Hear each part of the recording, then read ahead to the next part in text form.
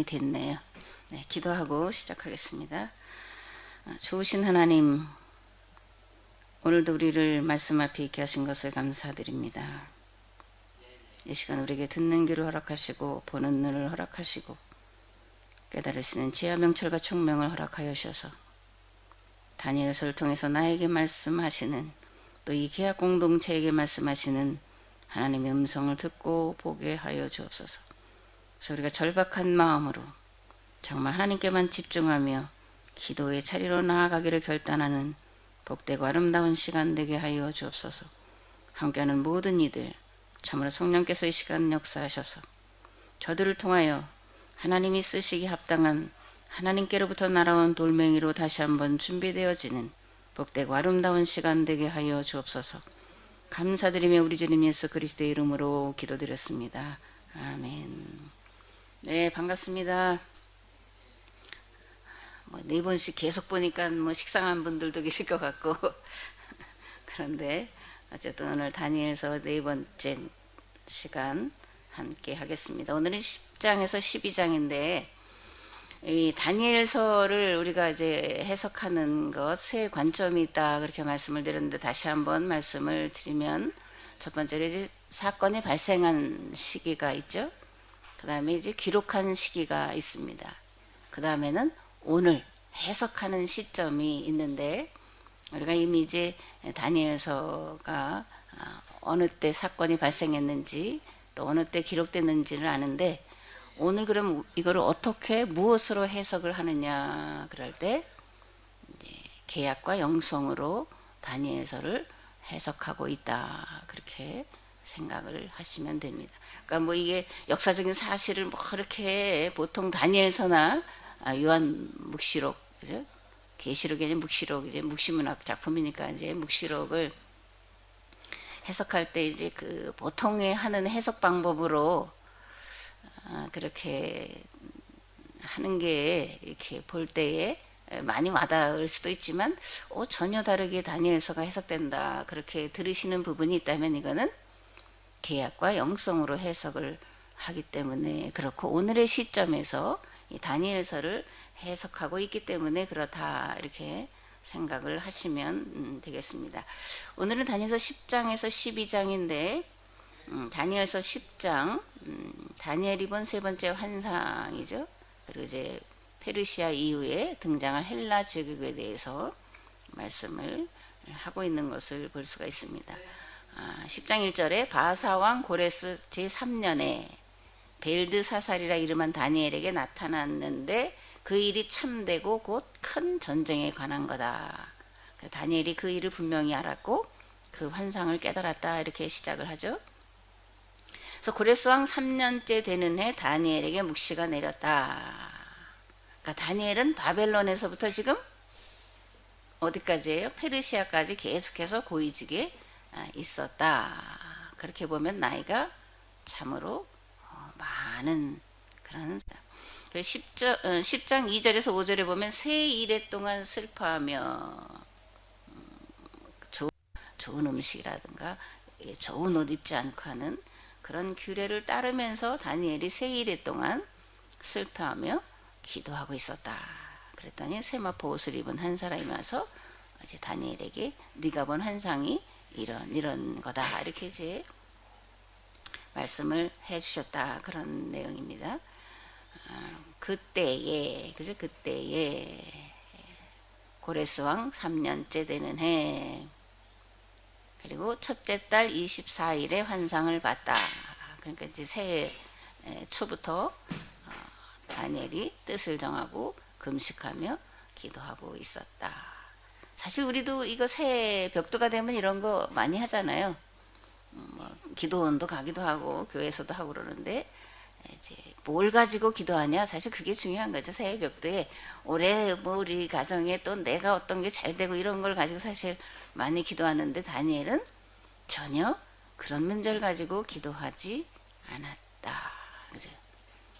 귀환한 포로들의 삶이 어떤지를 듣고, 그리고 그들이 과연 정착을 정말 제대로 할 수 있을까, 그 이후에 또 페르시아 이후에 헬라 제국이라는 더 강한 나라가 등장할 텐데 과연 살아남을 수 있을까? 그렇죠. 그래서 하나님께 이제 도우심을 구하는 기도를 했다. 이제 그런 거죠. 그 앞전에도 또 한번 다니엘이 기도할 때는 깎아주셨다. 깎아주시는 하나님. 우리가 흥정하러 오기를 기뻐하신 하나님. 또 야복강에서 야곱과 겨루어 주시기를 사실 기다리시는 하나님. 그죠? 그렇게 우리가 이해할 수가 있잖아요. 그러니까 하나님과 겨룰 만한 준비가 됐느냐, 하나님과 흥정할 준비가 됐느냐의 문제지, 하나님은 언제든지 그러한 마음을 가지고 누가 찾아와서 흥정할까, 누가 나하고 삿밭 싸움을 하려고 덤벼들까, 이런 거를 기대하시고 또 기다리시는 하나님이시다. 우리가 그렇게 하나님을 두렵고 떨리는 하나님도 있지만 아버지이시기 때문에 자식들이 해결할 수 없는 문제를 가지고 아버지 앞에 나와서 도움을 구하는 것을 기다리고 계신다. 그런 이해도 우리가 있어야 된다. 그런 생각을 갖습니다. 그러니까 이제 고레스 3년에 다니엘이 환상을 본 건데, 이게 귀환한 자들과 귀환하지 않고 이 바벨론 페르시아로 이어지는 이 페르시아에 남아있는 사람들과 형편이 어떠냐 보면 귀환한 자들이 더 어려움을 겪고 있었다 그런 거잖아요. 그죠? 그러니까 이 바벨론의 정책은 또 페르시아 정책도 막 강압적이고 그런 것이 아닌 포용하는 그런 정책들이 많이 써져 있었기 때문에, 그러니까 이제 다니엘이나 다니엘의 세 친구라든가, 그죠? 그다음에 에스더라든가 모르드게라든가 뭐 또 느헤미야, 에스라 이런 사람들이 이제 고위직에 올라갈 수 있었던 거잖아요. 그럼 그 사람들은 거기에서 몸은 사실 그렇게 뭐 괴롭고 뭐 굶주리고 학대받고 그런 건 아니었다는 걸 알 수가 있는데, 그런데 거기서 이제 돌아온 자들은 이거는 뭐 사마리아 사람들과도 싸워야 되고 또 예루살렘 안에 들어와 있던 다양한 잡족들과도 싸워야 되고 그런 여러 가지 어려움이 있어서 오히려 귀환한 자들이 더 어려운 처지에 있었다라는 것을 다니엘이 듣고 그리고 작정하며 기도를 하고 있었다 그런 얘기입니다. 그 느헤미야도 보면 그죠? 느헤미야가 페르시아에 있을 때 자기 동생 하나니가 와서 얘기를 하잖아요. 성문은 불타고 뭐 성전도 또 수리가 안 되고 이런 걸 듣고 수일을 정말 금식하며 기도하는 그런 게 나오는데 같은 상황인 거죠. 그죠? 그러니까 느헤미야가 이제 1차에 귀환하지 않고 2차, 3차 이렇게 이제 귀환하는 것을 보게 되는데, 그런 어려운 환경 속에 있는 돌아간 자들의 안위, 또 어떻게 예루살렘에 뿌리를 내릴 것이냐에 대해서 정말 고민하고 그리고 금식하고 그리고 그들이 정말 하나님의 도우심으로 잘 적응해 나갈 뿐만 아니라 잘 헤쳐나가고 뿌리를 내릴 수 있을까를 놓고 하나님 앞에 기도했다 그런 얘기입니다.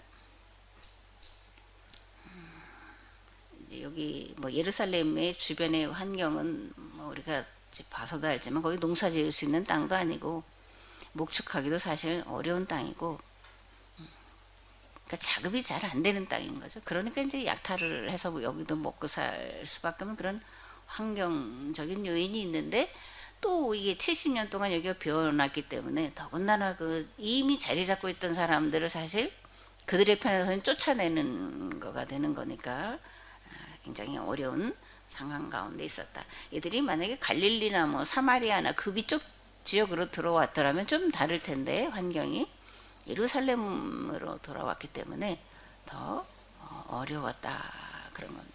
그래서 좋은 떡도 먹지 않고 고기와 포도주도 입에 대지 않고 그리고 꾸미지 않고 슬픔을 표현하는 거죠. 그죠? 슬픔과 간절함과 절박함을 드러내면서 하나님 앞에 기도하고 있었다. 앞에도 말씀드렸지만 이 다니엘서라든가 이 요한 묵시록, 이건 이제 묵시 문학이잖아요.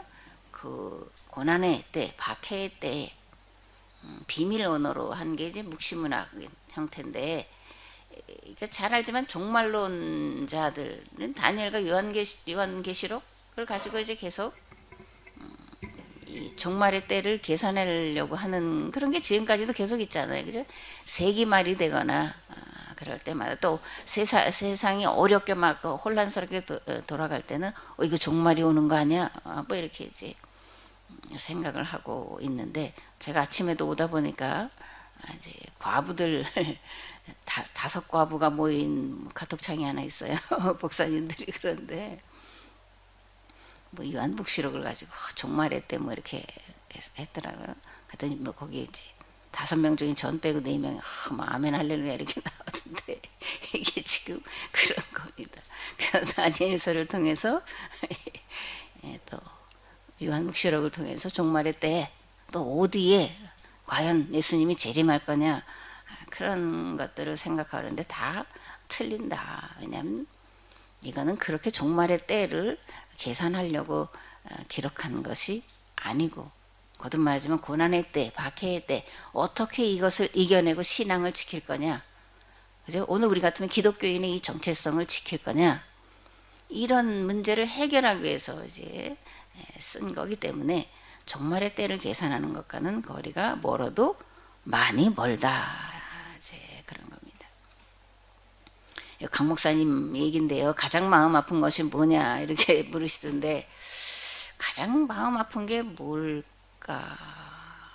여기 강 목사님 배고픈 아기에게 이게 이제 요즘 아이들은 이게 아니 분유 사다 먹이면 되잖아.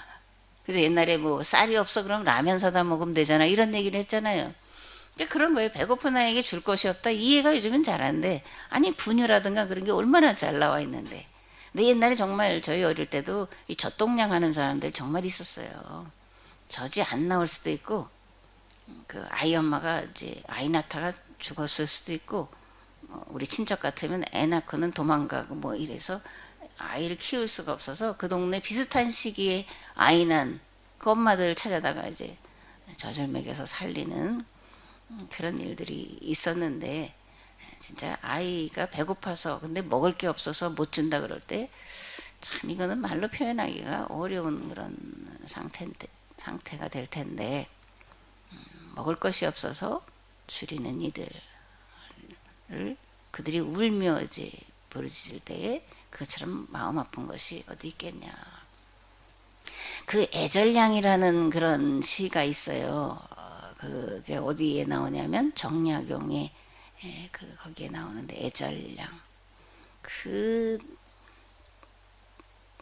국가에서 그냥 세금이라든가 이 죽은 사람에게도 세금을 붙이고 그러니까 남자가 아이를 안 낳기 위해서 이제 거세를 하는 그래서 그것 때문에 아내가 울부짖는 그런 것들이 우리 역사에 몇백 년 전에 있었던 이야기인데 그런 거예요. 먹을 것이 없어서 다 세금으로 다 뺏겨서 약탈당해서 굶주려야 되는 자들의 울부짖음, 특별히 어린 아기들의 울부짖음이 가장 마음 아픈 게 아니겠냐 이제 그런 겁니다. 그러니까 다니엘의 마음이 이런 마음이었다. 그래서 뭘 종말을 계산하려고 하지 말고 다니엘을 통해서 뭘 지금 말씀하고 있냐. 다니엘 시대, 이 다니엘이라고 하는 사람의 이야기를 끌어다가 지금 다니엘서를 기록하는 그 시대에 그들이 어떤 참상을 겪고 있었는지 얼마만큼 어렵고 감당할 수 없는 고난에 있었는지 이걸 다니엘은 귀환을 하지 않고 페르시아에 여전히 남아있지만 그 고통을 온몸으로 느끼면서 기도할 수밖에 없었다. 그냥 기도가 아니라 정말 금식하고 철회하고 그 슬픔과 애통함을 나타내는 베옷을 입고 이렇게 기도를 하고 있었다. 그런 겁니다. 그랬더니 다니엘아 두려워하지 말아라. 네가 깨달으려 하여 네 하나님 앞에 스스로 겸비하게 하기로 결심하던 첫날부터 네 말이 응답됐다. 그러니까 내가 하나님께서 내 기도에 응답하는 것을 전하려고 왔다.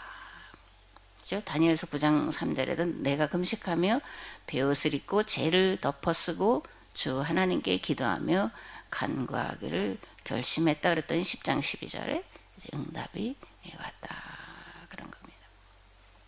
응답받는 기도 그런 거 책도 많이 있죠, 그죠? 뭐 부르짖는 기도, 그 사권으로 된 시리즈도 있어서 저도 이제 봤는데 뭘 응답을 받으라고 하는지 기억은 안 나는데 어쨌든 제목은 그런 제목이에요.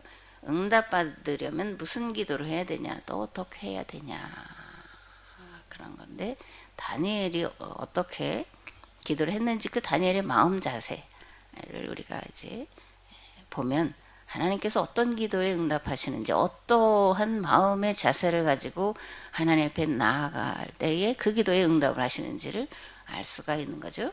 귀환한 자들이 먹거리도 없고 제대로 기거할 집도 없고 여러 가지 계속 사마리아라든가 주변 사람들의 위협 속에서 그들이 당하는 어려움, 그런 것들을 생각하면서 기도를 했다. 강 목사님은 죽을 날이 가까울 때 기도하다 죽자, 그죠? 기도하다 죽자 이렇게 생각하고 하셨다 그러는데 그런 거예요. 기도하다 죽자. 기도해서 응답받자 이거보다 기도하다 죽자. 내가 할 수 있는 건 이 기도밖에 없는데 하나님이 응답하셔야 되는데 내 때에 응답이 될 수도 있지만 아닐 수도 있는 그런 상황 속에서 그럼 어떻게 할 거냐? 기도하다가 죽자. 그런 생각을 하고 기도했다 그런 겁니다. 쭉 넘어가서요. 12장 13절 너는 가서 마지막을 기다려라. 강 목사님 요걸 가지고 몇 줄을 계속 하셨더라고요. 그죠? 너는 가서 마지막을 기다려라. 이제 내가 평안히 쉬다가 끝날에 내 몫을 누릴 거다. 이런 말씀인데 하나님이 왜 다니엘에게 마지막 날에 편안히 쉬어라 이렇게 말씀을 하셨을까? 강 목사님은 언제 마음이 편하게 쉬실 수 있을 것 같아요? 집사님. 어느 때가? 살아있는 동안은 안 편하실 것 같죠? 그러니까 같은 얘기예요. 다니엘이 살아있는 동안은 편안할 수가 없는 거잖아요. 그죠? 그러니까 이게 뭐예요? 마지막 날에 이제 내가 이제 죽으면 이 정말 동족을 향한 시대를 향한 이런 고민 때문에 잠 못 자고 먹지 못하고 슬퍼하고 하는 이 노년의 노구를 이끌고 하나님 앞에 털퍼덕, 제 표현하면 털퍼덕 그냥 주저앉아서 어떻게 할 수 없는 심정으로 엎드리는 이 다니엘. 내가 죽은 이후에 살아있는 동안은 평안할 수 없었던 사람이다. 그런 것을 우리가 알 수가 있는 거죠. 그래서 내가 죽은 다음에 편안히 쉴 거다 이렇게 말씀을 하시고 있는 것을 볼 수가 있습니다. 우리는 또는 나는 얼마만큼 이런 다니엘의 마음이 와 닿았는지 나 자신을 돌아봐야 되죠. 여러분을 돌아봐라. 여러분이 여러분을 돌아봐라 그렇게 말하면 또 듣기가 조금 그런데 제가 저 자신을 이걸 보면서 정말 마음에 평안할 날이 없고 슬픔과 눈물이 마를 날이 과연 있었나? 있었는데 이제 끝나서 지금 이렇게 잘 안 오는 건데 그건 이제 어떻든 이제 가정사에 있어서 어려움이 있어서 정말 뭐 이제 울며 불며 이렇게 했던 기억도 있는데 그게 이제 어느 정도 이렇게 되니까 그런 기도가 지금 안 되는데 이 다니엘은 그렇지 않았다라는 거죠. 저 자신이 다니엘과 비교하는 것 자체가 사실 뭐라 그래 이게 안 되는 얘기인데 어쨌든 그런 거예요. 평생을 평안할 수가 없었던 사람이다. 평생을 마음 편하게 누워 잠잘 수 없던 사람이었다. 그러니까 이제 이런 말씀이 다니엘에게 주어지고 있는 것을 볼 수가 있습니다. 10장 4절에서 7절 이제 다니엘이 본 마지막 환상. 첫째 달 24일에 히데겔이라는 큰 강가에 서 있었는데 세마포 옷을 입은 사람이 이제 찾아오셨다. 그런데 이 환상을 다니엘이 홀로 보았고 나와 함께한 사람들은 환상은 보지 못했어도 그들이 크게 떨며 도망하여 숨었다. 이런 얘기인 거죠. 이게 이제 사도행전에도 이 이야기가 나오죠. 사도행전 9장 3절에서 7절에 이제 찾아보시면 다메섹으로 가는 길에 부활하신 예수님을 만나는데 다른 사람들은 못 듣고 사도 바울만 듣고 그런 이야기가 있습니다. 이게 준비가 안 되니까 못 보는 거죠. 그죠? 준비가 안 된 사람은 성경의 표현으로는 죽는 거잖아요. 그러니까 다른 사람들은 다 이제 두려워서 도망해서 숨었다. 그래서 홀로 봤다, 들었다, 이제 이렇게 말씀을 하고 있습니다. 이제 길동무의 간증 쪽 요거는 그냥 이렇게 쭉 들어보시면 되고, 그런 거잖아요. 이제 아무리 같은 장소에서 같은 시간에 들었어도 어떤 사람은 그 말씀을 통해서 정말 공감이 되고 또 깨달아지고 회개가 되고 받아들이는 사람이 있는데, 어떤 사람은 전혀 공감이 안 돼서 맹성맹성 도리어 그거에 반감을 가지고 하는 거 이제 볼 수가 있잖아요. 그러니까 하나님을 만나뵈는 그런 현장 속에서도 어떤 사람은 보고 듣고 하는데 전혀 못 듣는 사람도 있다. 그래서 예수님이 계속 말씀하시는 게 들을 기 있는 자가 복이 있다. 들을 기 있는 자는 들어라. 이렇게 말씀하시는데, 정말 가장 큰 은혜는 지금 살아있는 생명의 말씀이 선포될 때 그것을 들을 수 있는 사람이죠. 그리고 시대, 오는 시대가 어떤 시대인지를 볼 수 있는 사람. 그래서 그것을 대비하고 다른 사람을 준비시키도록 준비된 사람. 그 사람들이 복된 거잖아요. 앞에 지금 그 홍수 났을 때도 그런 거잖아요. 단 홍수는 1분, 2분 사이가 이게 잘 모르는데 1분, 2분 사이에 생사가 갈리잖아요. 근데 그걸 못 내다보고 그냥 이제 어려움을 겪는 사람들도 있고 그런데, 그래서 가장 큰 은혜는 들을 기가 있는 것이고 볼 수 있는 눈, 특별히 시대를 바라볼 수 있는 통찰력이 가장 큰 은혜가 아닐까. 그러니까 우리 모두가 하나님의 말씀이 선포될 때 이게 정말 하나님의 말씀인지 분별해서 들을 수 있는 귀를 하나님께서 허락해 주시기를, 또 시대를 볼 수 있는, 시대의 징조를 볼 수 있는, 그래서 준비하고 준비시킬 수 있는 그런 복된 우리 모두가 되었으면 좋겠습니다. 이제 신명기는 특별히 모세가 이제 어떻게 가나안 땅에 들어가서 이스라엘 백성들이 이 말씀을 계속해서 듣고 가르치고 배우고 삶에서 녹여낼 수 있을까를 생각하면서 이제 광야 40년, 38년의 그 과정들을 다시 한번 정리하고 있었던 일들에 대해서 모세가 다시 그것을 해석해서 들려주고 하면서 너희들이 광야 40년 또 애굽의 430년 이 노예 생활을 잊지 않고, 그리고 너희들이 하나님께로부터 불림받은 계약 백성이라는 것, 가나안 땅에 들어가서 하나님 나라, 거룩한 나라를 이루어 가야 될 자들이라는 것을 잊지 않게 하기 위해서 뭘 하라는 거예요? 가르쳐라. 특별히 가정에서 부모가.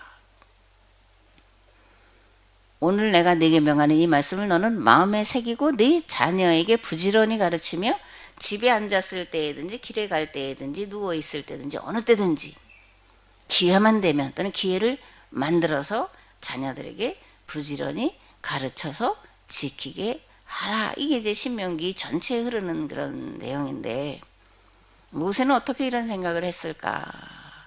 모세가 장로님 어떻게 이런 생각을 했을까요? 그냥 얼핏 들은 생각인데, 어릴 때부터 가르쳐야 된다. 이거 자기 경험 아닐까, 문 목사님? 여기도 묻고 저기도 그죠? 자기 경험. 누구예요? 엄마가 요게벳이죠? 요게벳 맞죠? 요게벳이 길어봤자 한 5년 키운 거잖아요.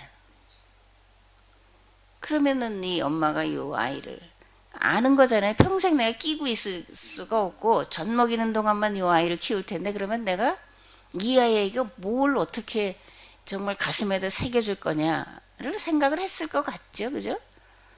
그러니까 부지런히 아마 계속해서 이 어린아이 듣는지 아닌지 새겨졌는지 어쩐지 모르지만 그렇게 심어줬다라는 거잖아요. 그래서 모세가 그렇게 40년 왕궁에 살면서도 그 가르침을 기억을 하는 거잖아요.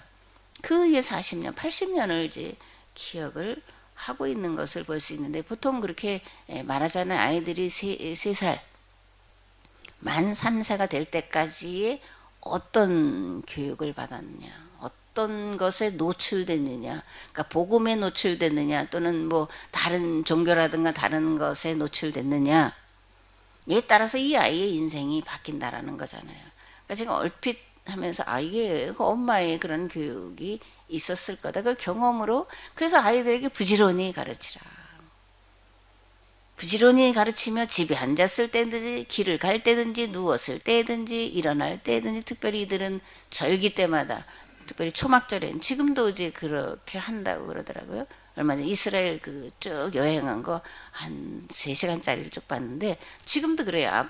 아버지가 아이하고 밤새도록 초막절 때 정말 이야기를 이제 그렇게 하더라고요. 그러니까 그게 그 아이들에게 새겨져서, 특별히 어릴 때부터 새겨져서 그 신앙을 유지할 수가 있는 거잖아요.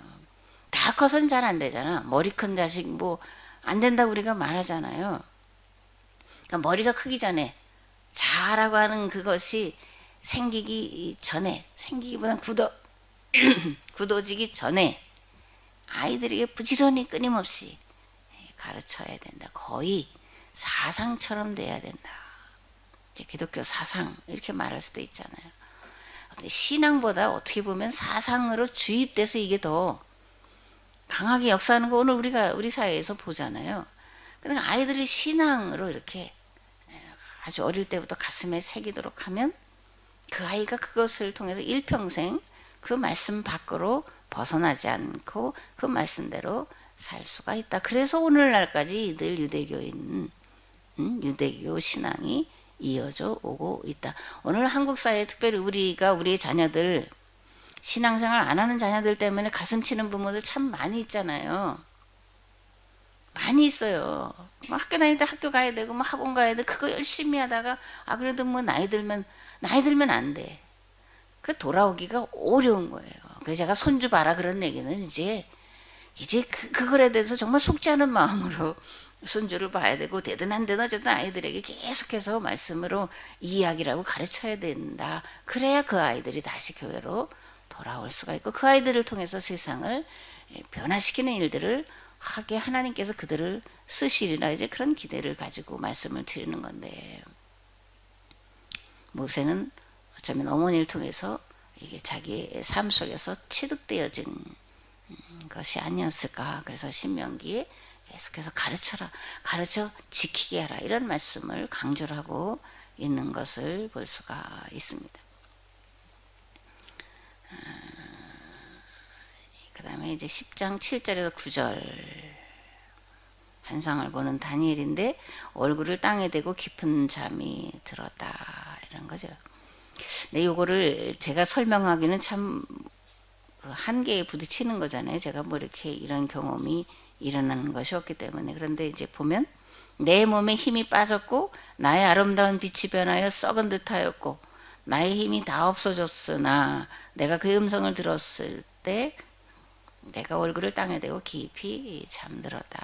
하나님을 만나는 경험. 모세도 보면 그죠? 그런 또 깊은 흑암이라고 하는 표현 속에 나오는 흑암 속으로 깊이 들어가는 그런 모세도 볼 수가 있고, 또 이사야도 이제 볼 때 그런 상태잖아요, 그죠?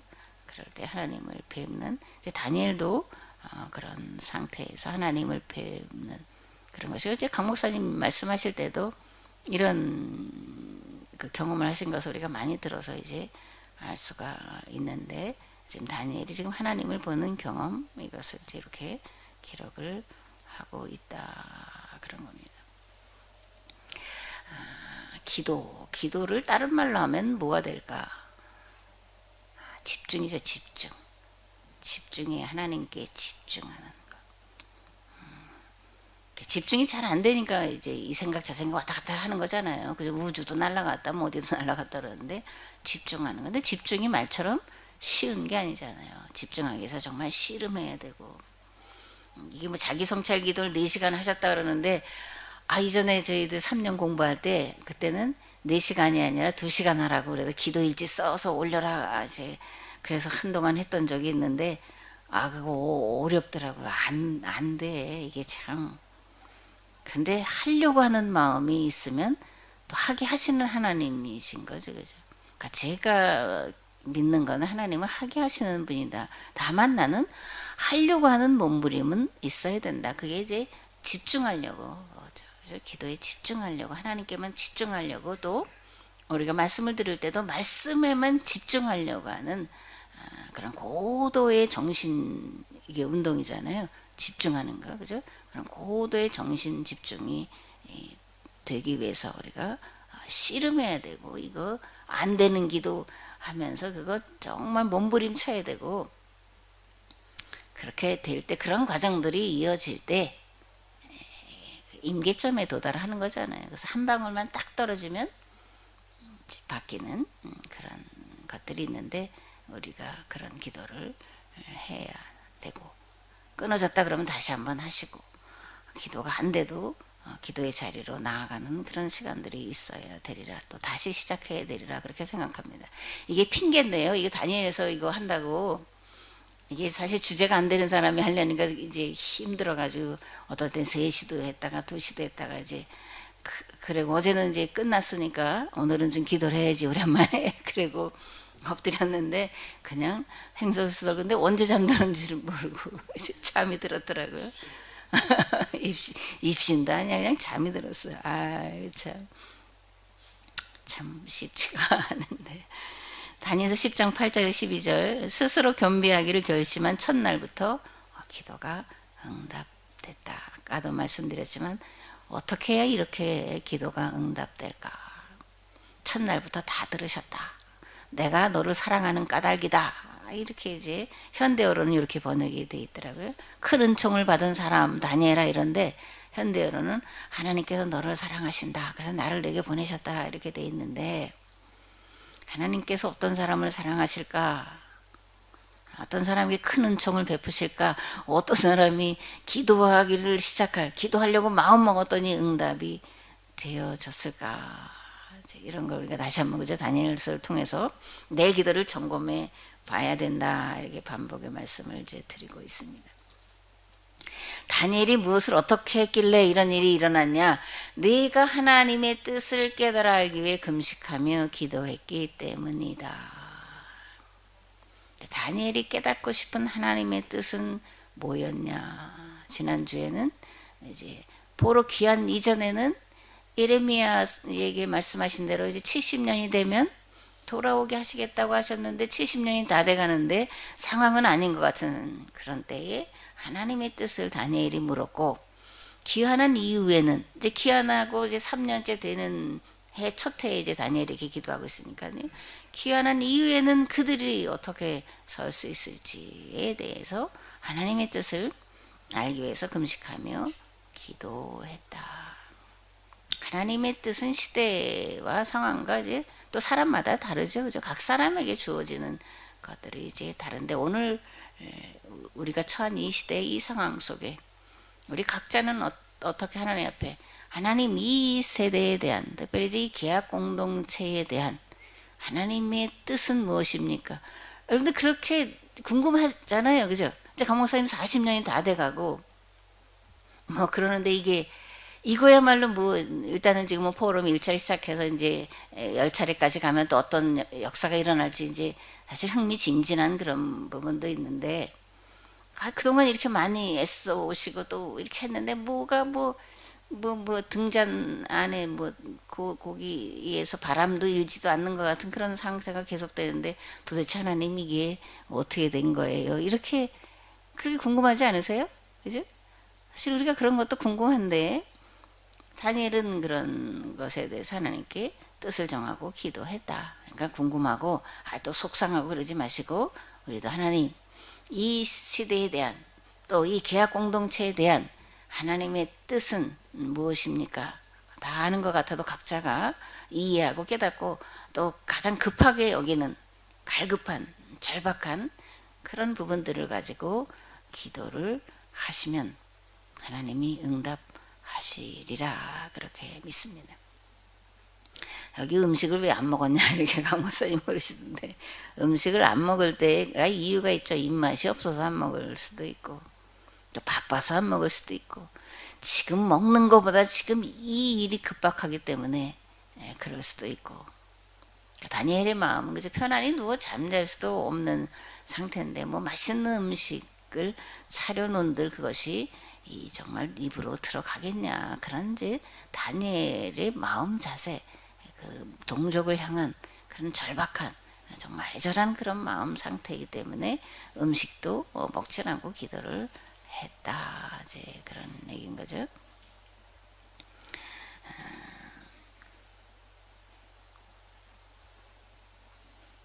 하나님께 사랑받는 것이 무엇이냐? 하나님이 진짜 사랑하시면 세상을 그에게 맡기신다. 그 다니엘에게 세상을 맡기고 계신, 사실은 그 바벨론과 페르시아로 이어지면서 다니엘이 계속 그 왕 다음이잖아요. 왕이 뭐 직접 다 세세하게 알아서 통치하고 그러는 건 아니잖아요. 그러니까 실제로 바벨론에서부터 페르시아 지금 다리오 때까지 누가 지금 그 지중해 그것을 다스린다라는 거예요. 지금 다니엘이 다스리고 있는 거잖아요. 그죠? 그런 얘기입니다. 로마 제국 300년 박해지만 실제로 로마 제국을 다스리고 있던 건 기독교였다. 그래서 완전히 이제 바뀌어지는 그런 역사도 있잖아요. 하나님이 정말 사랑하시면, 하나님께 정말 사랑을 받으면, 그러면 하나님이 세상을 맡기신다. 그리고 돈도 맡기신다. 돈을 맡기신다 얘기를 강 목사님 많이 하시는데, 사실 이게 돈으로 다 되는 거냐, 돈으로 다 되는 건 아니에요. 그러나 돈 없이는 또 사실 아무것도 할 수 없는 그런 상황인 게 맞잖아요. 그냥 돈으로 이제 경제 또는 뭐 구조, 제도, 조직 이런 걸 다 바꿔 수가 있는 거니까. 그러니까 돈 맡길 자를 찾으신다, 이제 그런 하나님을. 오늘 우리도 이 지난주에도 말씀을 드렸지만, 대한민국에 돈이 없어서 뭐 그런 게 아니라 도둑놈이 많아서 그렇다. 그거는 누가 얘기를 했냐면은 그 사람 누구죠? 얼른 생각이 안 나네. 그 뭐 있어요, 뭐 이렇게 공중부양하고 뭐 하는 그 이상한 사람, 대통령 후보로 나왔던 그 사람. 대한민국에 돈이 없는 줄 알았는데 돈이 없는 게 아니라 도둑놈이 많아서 그렇다 그러는데, 도둑놈이 많은 게 맞잖아요. 그죠? 도둑놈이 많아. 그 돈 막 흐트러지게 쓴 그 돈 모아서 집중적으로 투자해야 될 때, 또 도와줘야 될 때 도와주면 사실 이게 빈부격차 이런 것들이 많이 해소가 될 텐데, 그냥 푼돈 나눠주듯이 하니까 돈이 그냥 썼는데 어디로 썼는지 뭐가 이제 없는 거잖아요. 돈 쓸 줄 모르는 사람은 어떻게 쓰냐면요, 그냥 써요. 많이 써. 그런데 뭘 썼는지 어디에 썼는지 아무 효과가 없어. 그냥 흘려버리는. 근데 쓸 줄 아는 사람은 작은 것들은 아껴요. 그래서 이렇게 목돈을 만든다고. 그 목돈으로 필요한 때에 쓴다고요. 그런 사람들이 뭐 부도 축적할 수도 있고 그러는 건데, 한국은 참 돈을 쓸 때 안 쓸 때 구별 안 하고 그냥 안 써야 될 때 막 썼다. 돈이 없는 게 아니다. 이 세상에 돈이 없는 게 아니잖아요. 물론 우주 개발도 필요하지만 우주 개발한다고 수십조가 아니잖아요. 수백조, 수천조씩 쏟아붓고 있는 게 오늘의 현실인데, 그것을 정말 모든 사람이 잘 살기 위해서 쓴다면, 집중적으로, 집약적으로 정말 지혜롭게 잘 쓴다면 많이 바뀌겠죠. 그죠? 바뀝니다. 그래서 돈 쓸 자, 하나님의 마음에 정말 합하면, 하나님 정말 사랑하시면, 하나님께로부터 사랑을 받는다면 하나님이 세상을 맡기신다라는 것과 돈을 맡기신다라는 건 사실 거의 같은 의미예요. 그죠? 그래서 세상을 맡기시고 세상을 정말 잘 다스릴 수 있도록 돈을 맡기신다. 돈 맡길 자가 어디 없냐 찾으신 하나님이시다. 이제 그런 얘기입니다. 10장 14절에서 15절, 종말의 때를 깨닫게 하려고 내가 왔다, 이런 거잖아요. 마지막 날에 내 백성이 당할 일을 내게 깨닫게 하러 왔다. 그런데 이는 오랜 후의 일이다. 이렇게 이제 말씀을 하고 있는 거죠. 다니엘의 상태, 이거 하나님 경험하는 그런 상태인데, 요거는 제 경험이 이런 것까지는 아니니까 그냥 넘어가고요. 마지막 날 내 백성에게 당할 일을 깨닫게 하려고 이렇게 될 때 이게 종말의 때, 세상 사람들이 말하는 파국의 때를 얘기하려는 게 아니다. 그죠? 아니다. 다니엘서도 그렇고 요한 묵시록도 그렇고 종말의 때, 파국의 때를 말하려고 하는 것이 아니다. 아니다예요. 제가 지난주에도 얘기했나? 그래서 뭐 다니엘서나 요한 묵시록을 가지고 종말의 때를 계산하고 하는 건 다 이단 사입이라고 봐도 된다. 담임 목사님이 그렇게 얘기하면 그거는 받아들이지 마시라. 2단 3단까지는 아니어도 그렇게 다니엘서나 이 요한묵시록을 가지고 해석을 해서 맞따라가면 그거는 걸러내야 될 얘기다. 그렇게 심하게 말하는 건 심한 게 아니라 사실이기 때문에 이제 그러는 겁니다. 그래서 여기 마지막 아하리트라고 하는 단어인데 결말, 끝, 이런 뜻인데요. 제국의 종말, 그죠? 제국의 종말, 악의 종말을 말하는 단어가 쓰였다. 세상 파국이라고 하는 뜻을 담은 그런 단어가 아니다. 미가서 4장 1절에도 끝날에, 여기 또 아하리트라는 말이 쓰였는데 끝날, 그날. 이스라엘 사람들은 그날을 여호와의 날, 구원의 날, 신원해 주시는 날로 그들이 생각을 한 거지.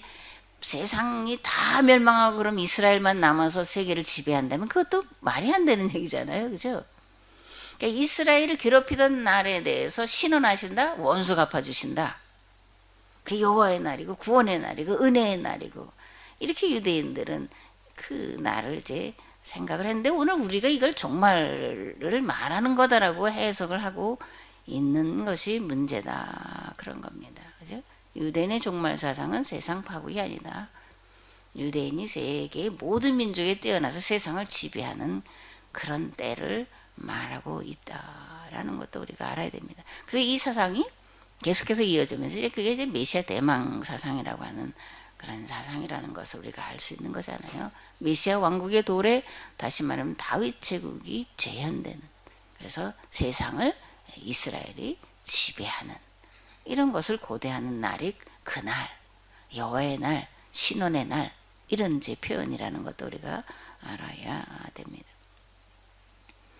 여기 천사 이런 거 많이 나오잖아요. 천사, 요거는 사실 유대인들에게 이런 게 본래부터 있었던 그런 거는 아닌가? 이들은 이제 하나님을 직접 배울 수 없으니까 이제 그런 천사라든가 여호와의 사자라든가 이런 것이 많으니까, 특별히 이제 여기 바벨론에 이게 천사들이 아주 이게 계급이 많이 있어요. 천사들이. 그래서 그런 경험들도 이 안에 들어가 있어서 이런 천사가 뭐 찾아와서 이런 얘기들이 이제 많이 있는 것을 볼 수 있는데, 오늘 우리는 천사가 와서 그렇게 하지 않잖아요, 문 목사님. 천사가 와서 뭐 말씀.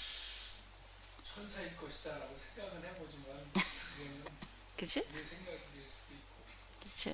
이게 이제 우리가 의식 체계 또는 문화, 사고 체계의 영향을 받는 거예요. 그렇잖아요. 우리 의식 세계를 통해서 천사도 우리가 경험을 한다 그러면 서양의 천사 같지는 않잖아요. 우리는 귀신도 마찬가지잖아요. 서양 귀신은 뭐예요? 서양 귀신 뭐 요정 뭐 이렇게 나오잖아. 요정 뭐 이런데 우리는 귀신 그러면 주로 뭐 총각 귀신, 처녀 귀신 뭐 그러잖아. 예, 거기는 드라큘라고. 근데 우리는 그렇다고. 또 서양은 또 빗자루 타고 등장하고. 이게 이제 문화적인 그런 영향을 받는 거다. 그래서 고린도후서에도 보면 사도 바울이 뭐 셋째 하늘에 갔다. 근데 요즘에 셋째 하늘 있다고 우리는 그런 우주관, 그런 우주관은 아니잖아요, 그죠? 이게 그 당시에 세계관, 우주관, 문화, 환경 그런 게 영향을 받아서 천사가 와서 이제 이런 표현으로 이제 하고 있다라는 겁니다. 10장 10절에 14절 내 백성이 이제 겪을 그런 것들을 깨닫게 하러 왔다, 이렇게 이제 말씀을 하시는데, 그것도 이제 강 목사님 경험 이렇게 좀 얘기를 하셔서 그냥 자료를 제가 올려드렸으니까 이제 보시면 됩니다. 다니엘이 세일이 동안 기도하고 있었다. 죽을 각오로 했다. 그죠? 마지막이라고 생각하며 민족의 장래에 대해서 기도하고 있었다. 그러니까 하나님이 흙으로 돌아가 편히 쉬어라. 이건 오랜 후의 일이다. 이렇게 말씀을 하셨다라는 얘기입니다. 그 다음에 쭉 넘어가서요. 어디까지 넘어갈까? 10장 14절 같은 얘기인데 이제 내가 마지막 날에 네 백성이 당할 일을 깨닫게 하려 왔다. 이 환상이 오랜 후의 일이다. 이런 건데요. 다니엘 어떤 심정으로 바라보고 기도했나? 마지막 날에 당할 일이란 뭐냐?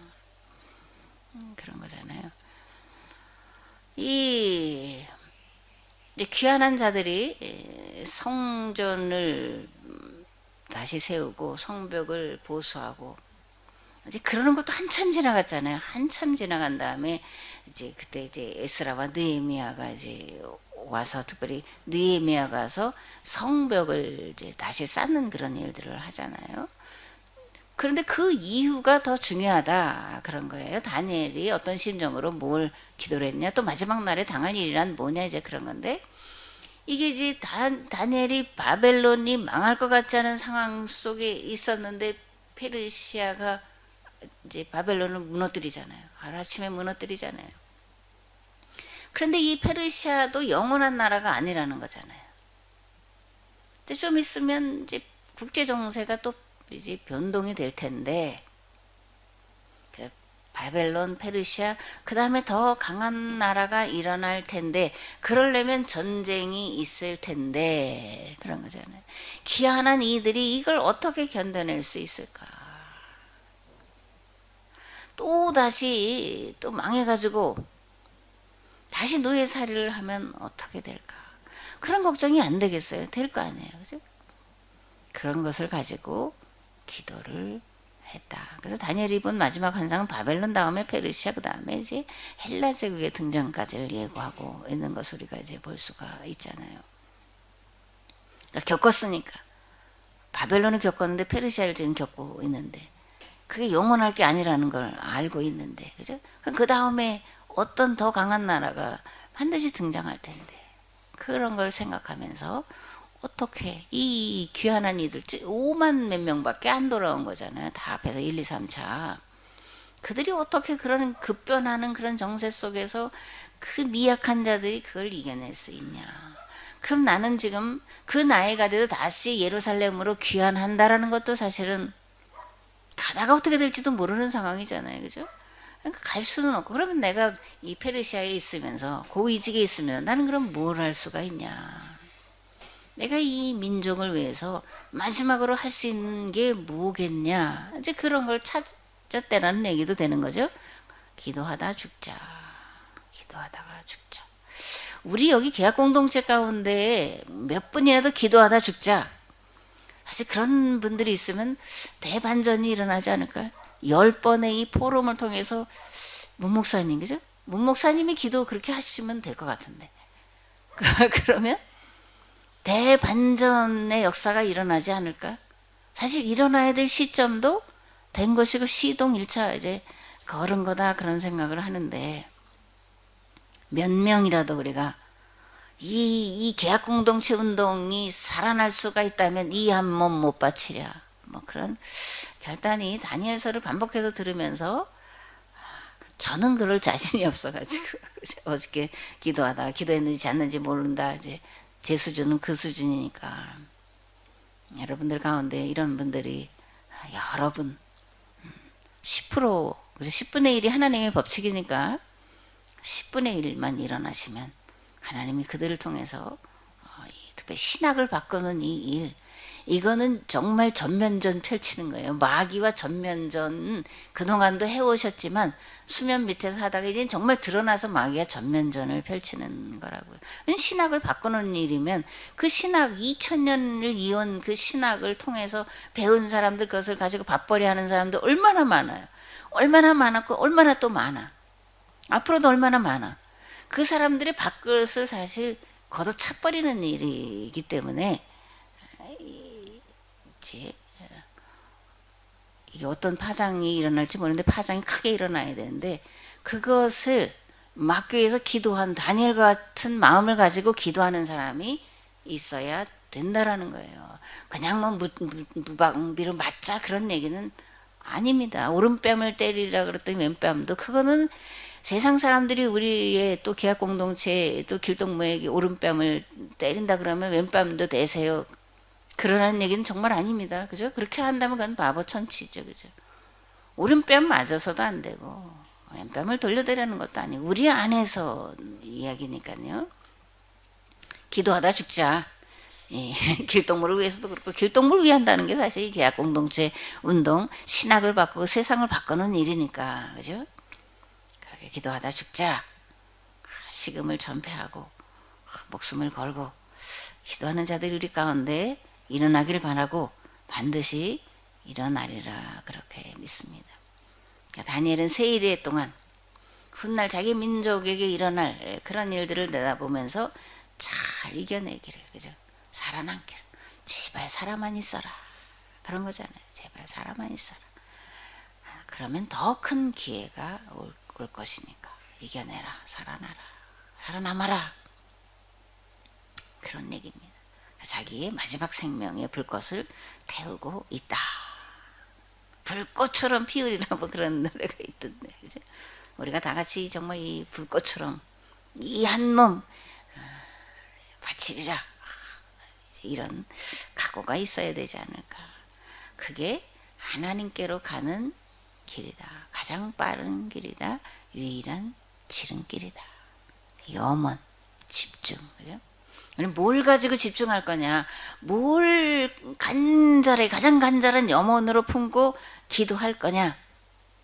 어느 때 하나님 앞에 갈 수 있을까 어느 때 하나님을 배울까 그러지 말고 나에게 정말 지금 어떤 간절한 염원이 있냐. 그죠? 나는 하나님께 무엇을 가지고 집중하고 있냐.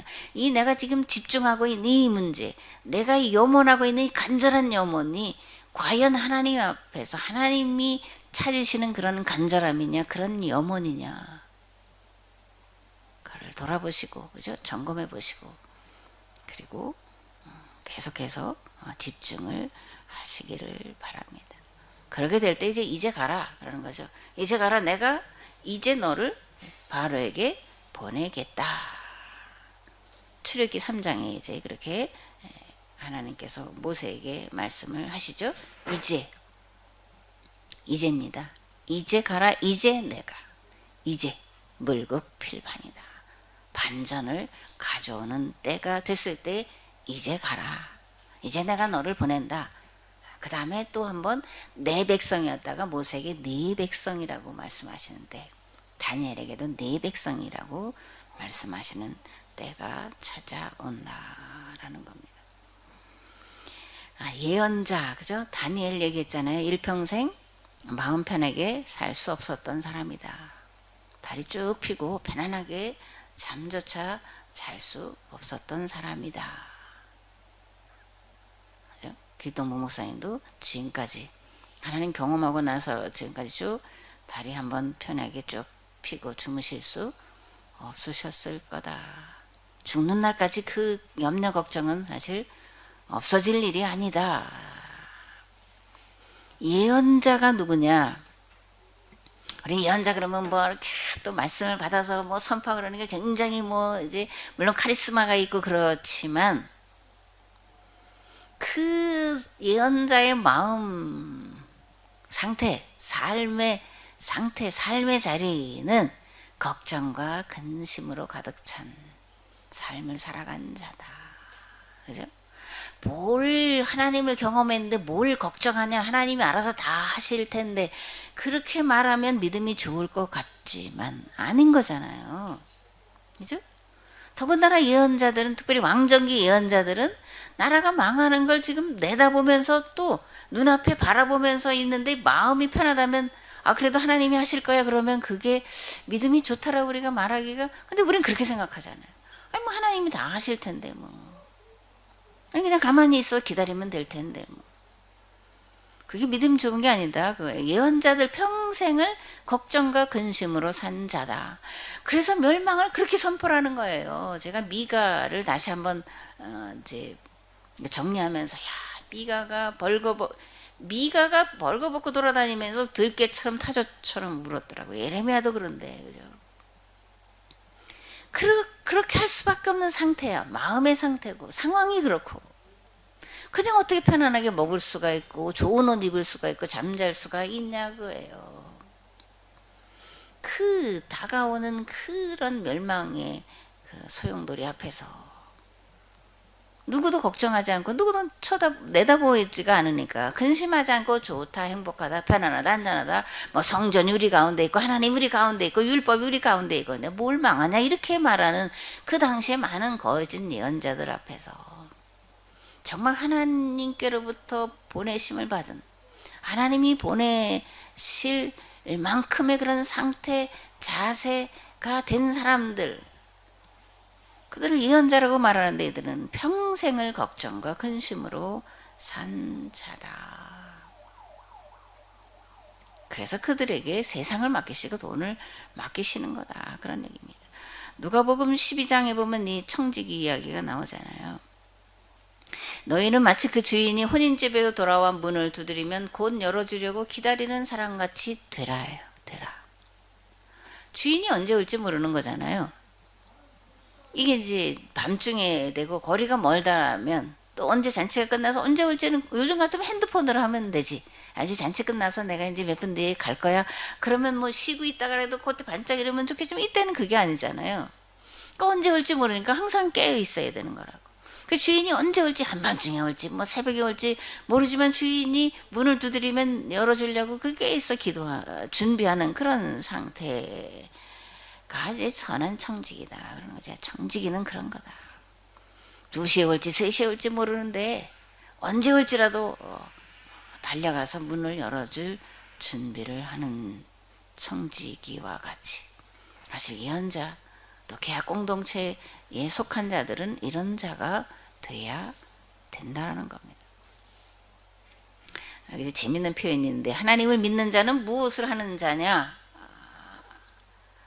이렇게 하셨는데, 하나님 믿는 자 뭘 하는 자냐, 정신머리 고치는 자라는데요.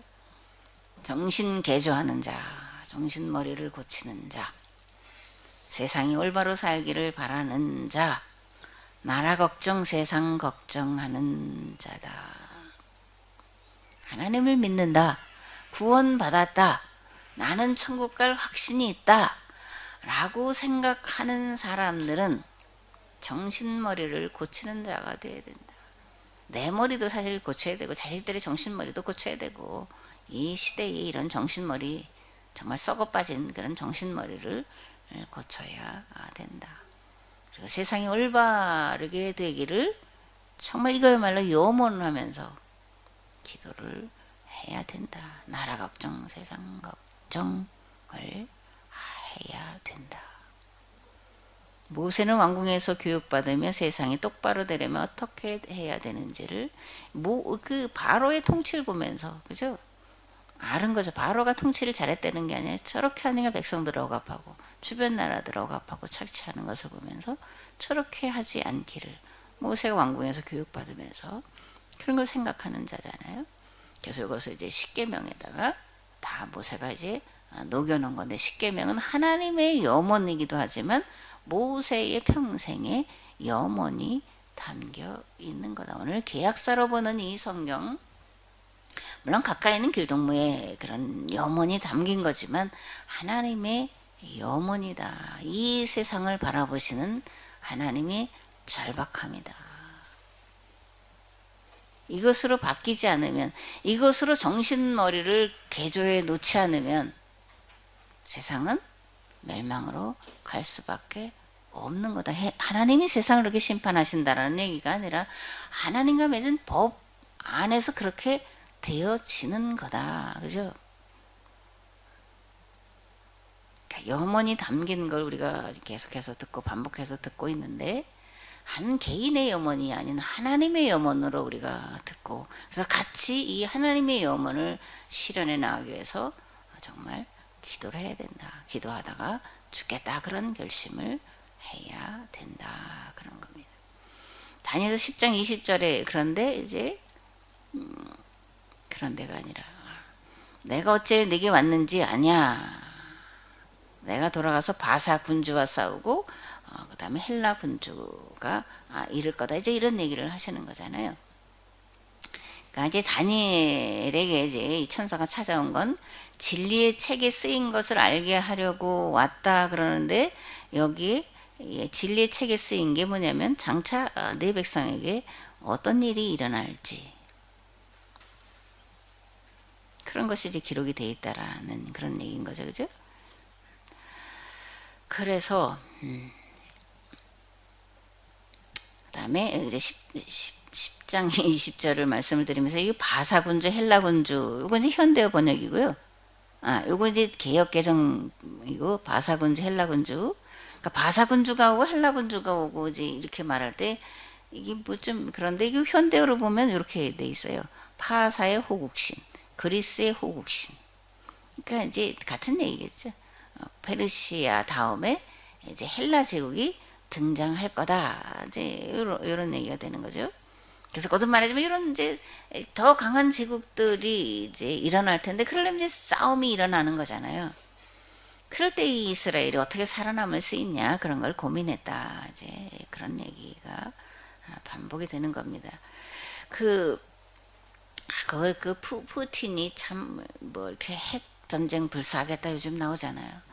그러니까 일단 미국에서 또 어떻게 말하냐면 또 이건 또 다른 얘기지만 중국이 대만을 침공하면 주한미군을 빼서 거기에다가 이제 하겠다. 그러면 또 어떻게 되냐면요. 북한이 주한미군을 빼잖아요. 우리 주한미군을 빼면 북한이 어떻게 볼까? 기회를.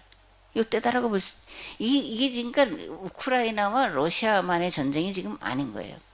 이 미국이나 서방성의 유럽이 요 러시아 우크라이나 전쟁에 더 많이 만약에 개입된다. 핵을 쓰고 그러면 그렇게 되면 이쪽은 손쓰기가 어려운 상태가 되죠. 이 아시아에. 특히 중국에. 그죠? 대만 침공 수수 계속. 그럼 어딜 빼냐? 주일 미군도 빼고 주한 미군도 빼죠. 근데 주일 미군을 빼는 거하고 주한 미군을 빼는 거하고는 우리의 상황과는 전혀 다른 거잖아요. 주일 미군 뺀다고 해서 우리에게 뭐 당장 북한이 주일 미군 빼니까 그렇게는 안 하겠죠. 근데 이제 주한 미군을 뺀다. 얼마를 뺄지 모르겠지만 뭐 절반 이상 뺀다. 뭐 이렇게 또 전략무기 뺀다 그러면 이게 김정은이가 오판하기가 딱 좋은 때다. 그러니까 오늘 우리도 진리의 책에 쓰인 특별히 이 한반도에 이 아시아에 이런 급박하게 돌아가는 이 국제 정세 속에 이 틈바구니에서 이 대한민국 이 작은 나라가 또 갈라져서 이 쌈박질하고 있는 이 나라가 과연 존재할 거냐? 존재하는데 어떻게 존재할 거냐? 다시 6.25 때처럼 그렇게 그 잿더미가 돼서 다시 존재할 거냐? 이 상태에서 머물러서 우리가 먼저 준비하고 방어하고 하면서 이렇게 할 거냐? 이런 것들을 우리가 생각하면서 지금 기도할 때가 아닐까. 요즘에 그런 방송들을 이제 들으면서 이게 그냥 우크라이나, 러시아 뭐 핵 써서 그럼 뭐 유럽이 일차적으로 핵의 위험에 노출되겠죠. 이쪽은 좀 덜하잖아요. 그러니까 내일이 아니라고 어떤 분 뭐 그 우크라이나 그게 내일이 아닌 게 아니라 직격탄을 맞는 게 사실 우리가 될 수 있는 건데 강대국 틀 러시아, 중국, 미국, 일본 이 사이에서 이게 지금 북한 여기서 이 반밖에 안 되는 이 나라가 정말 백척간두의 위기 상황에 있는데 그렇게 해서 과연 보는 자가 있냐 듣는 자가 있냐 그것을 대비하기 위해서 정신머리를 고치는 설교가 있냐 사실 그런 겁니다. 그래서 다니엘서를 통해서 우리 스스로 먼저 정신머리를 고치면서 지금 세계가 어떻게 돌아가는지에 대해서도 남의 일이 아니라 내 일이니까 좀 정신을 차리고 듣고 다니엘의 마음을 품고 다니엘이 가졌던 민족에 대한 염원을 품고 기도해야 될 때다 이렇게 생각을 합니다. 네, 4분 지나서 10분까지 6분만 쉬고 그 다음 시간에 하겠습니다.